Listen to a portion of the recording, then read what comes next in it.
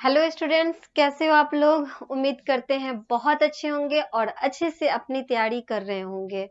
तो आज हम लोग स्टार्ट करते हैं आप लोगों का मैथ्स की क्लास, जिसमें आप लोगों को बता दें क्लास 7 को कंप्लीट करके आप लोग क्लास 8 में एंट्री ले चुके होंगे और आप लोगों को इसमें क्या क्या पढ़ने के लिए मिलेगा क्लास 8 के मैथ्स में, उसका डिस्कस पहले आज हम लोग कर लेते हैं।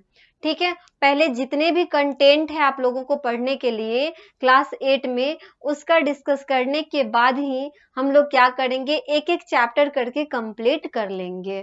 तो स्टार्ट कर देते हैं पहले आपका आज का क्लास। ठीक है, तो आज के क्लास में आप लोग देख सकते हो मैथ्स के क्लास में आप लोगों को क्या क्या मिल सकता है पढ़ने के लिए।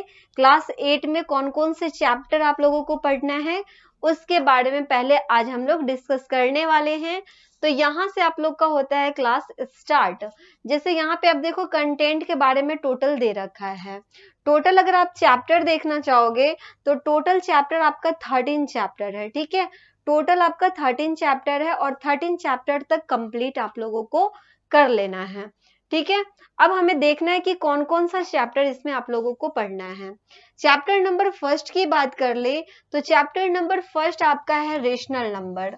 मतलब रेशनल नंबर जो होता है उसमें हम आपको बताएंगे कि रेशनल नंबर क्या होता है। टोटल नंबर्स के बारे में भी क्लियर करेंगे, जैसे कि आप लोग अभी तक पढ़ के आए होंगे natural number, whole number, integer, है ना। उसके बाद फ्रैक्शन, और यहाँ पे आप लोगों को मिलेगा पढ़ने के लिए रेशनल नंबर। ठीक है, तो उसको हम अच्छे से आपको पूरा क्लियर करेंगे जब आप लोगों को चैप्टर स्टार्ट करेंगे उस समय में। वैसे हम आपको बता दें जो रेशनल नंबर होता है वो पी बाई क्यू के फॉर्म में होता है, और जहाँ पे Q not equal to zero, मतलब क्यू जीरो के इक्वल नहीं होना चाहिए। कोई भी जो नंबर है वो अगर पी बाई क्यू के फॉर्म में है, जैसे 7/6 है तो ये पी बाई क्यू के फॉर्म में ठीक है, ये चलेगा।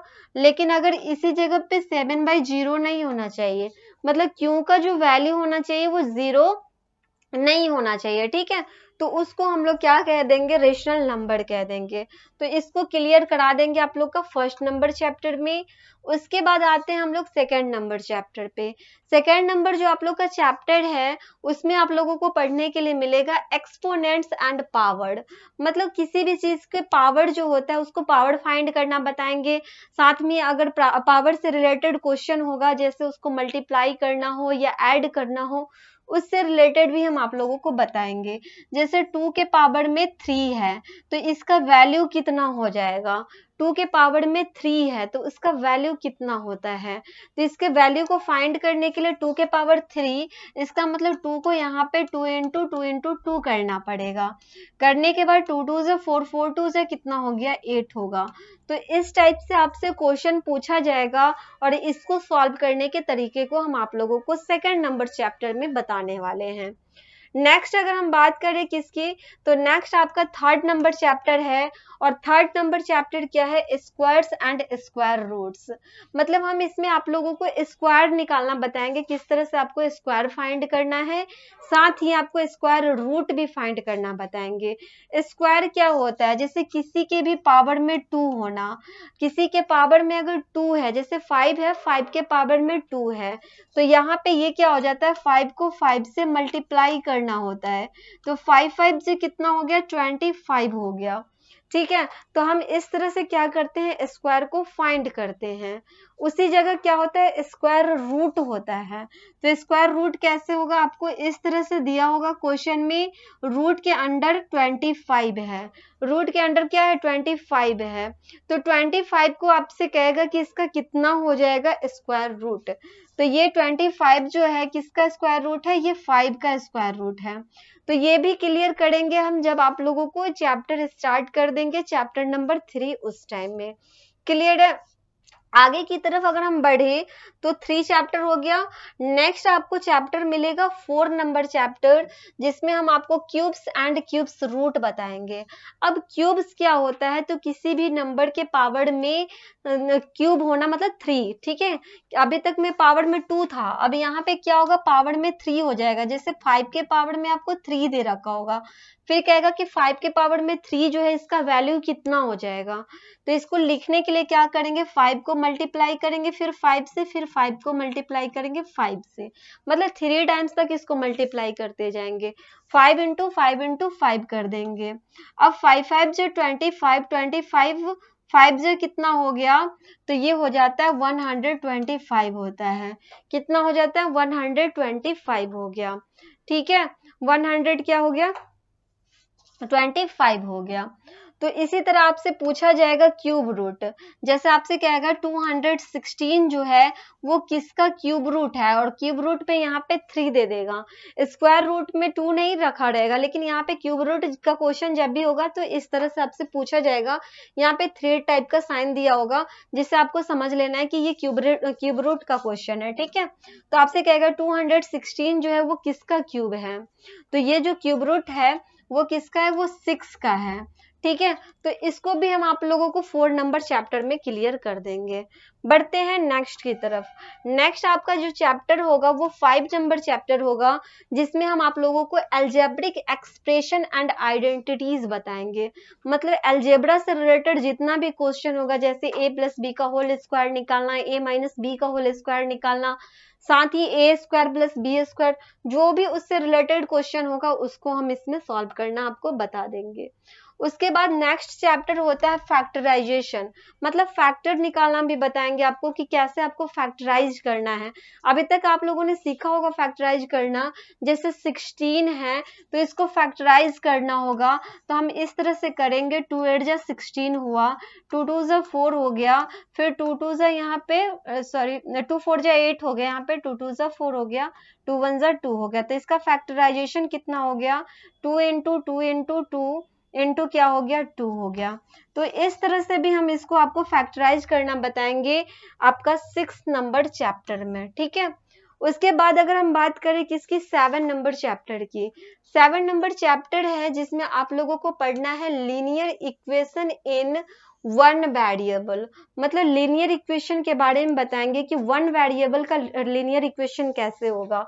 आपका क्वेश्चन कैसे रहेगा? जैसे 3x प्लस 5 लिखा होगा, क्वेश्चन आपसे पूछा जाएगा कि क्या ये लीनियर इक्वेशन है या नहीं है। तो इस टाइप से आपका क्वेश्चन होगा, उसमें भी बताएंगे आप लोग का कौन सा नंबर वेरिएबल होता है, कौन वेरिएबल नहीं होता, उन सारे चीजों का डिस्कस हम लोग 7 नंबर चैप्टर में करेंगे। ठीक है, आगे की तरफ अगर हम लोग बढ़े तो आगे आप लोग का चैप्टर आता है चैप्टर नंबर 8, जिसमें आप लोग को पढ़ना होगा profit loss discount and compound interest. मतलब इसमें लगभग आप लोगों को 4 चैप्टर पढ़ना है।